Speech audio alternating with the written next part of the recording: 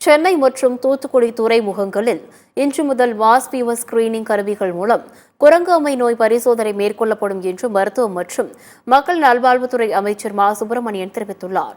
சென்னை ராஜீவ்காந்தி அரசு பொது மருத்துவமனையில் குரங்கம்மை சிகிச்சைக்காக அமைக்கப்பட்டுள்ள 10 படுக்கைகள் கொண்ட சிறப்பு வார்டை அமைச்சர் மா சுப்பிரமணியன் ஆய்வு செய்தார். தொடர்ந்து செய்தியாளர்களை சந்தித்த அவர், மங்கி பாக்ஸ் என்ற குரங்கு அம்மை பாதிப்பு தமிழ்நாட்டில் தற்போது வரை யாருக்கும் ஏற்படவில்லை என்று கூறினார். சென்னை, திருச்சி, மதுரை, கோவை ஆகிய 4 இடங்களிலும் குரங்கு அம்மை நோய் சிகிச்சை அளிக்கும் வகையில் தலா 10 படுக்கை வசதிகள் கொண்ட தனி சிறப்பு வார்டுகள் அமைக்கப்பட்டுள்ளதாக அவர் குறிப்பிட்டுள்ளார். பெரிய அம்மை நோய்க்கு வழங்கப்பட்ட அதே சிகிச்சை முறைகள்தான் குரங்கு அம்மை நோய் பாதிக்கப்பட்டவர்களுக்கும் வழங்கப்படும் என்று அவர் தெரிவித்துள்ளார்.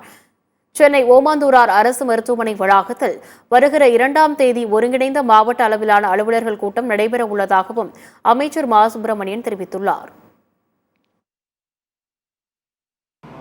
பன்னாட்டு நிலையங்கள் அனைத்திலும் மாஸ் ஃபீவர் ஸ்கிரீனிங் சிஸ்டம்ஸ் என்று சொல்லக்கூடிய கருவிகளின் மூலம் பயணிகள் கண்காணிக்கப்பட்டு வருகிறார்கள்.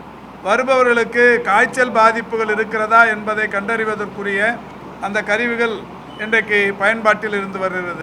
இந்தியாவில் வேறு எந்த அரசு மருத்துவமனையிலும் இல்லாத ஒன்றாக நெகட்டிவ் பிரஷர் வார்டு என்கின்ற ஒரு வார்டாக இது இப்பொழுது பயன்பாட்டில் இருக்கிறது. அதாவது தொற்று நோய் பாதிப்புக்குள்ளானவர்களுக்கு அவர்கள் விடுகிற மூச்சுக்காற்று போன்ற பல்வேறு வகையான அந்த தொற்று நோய் அறிகுறிகளுக்குரிய இந்த விஷயங்களை உறிஞ்சி எடுத்து வெளியில் தள்ளுகிற தன்மையுடைய ஒரு சிறப்பு வார்டுகள் இப்பொழுது அமைக்கப்பட்டிருக்கிறது.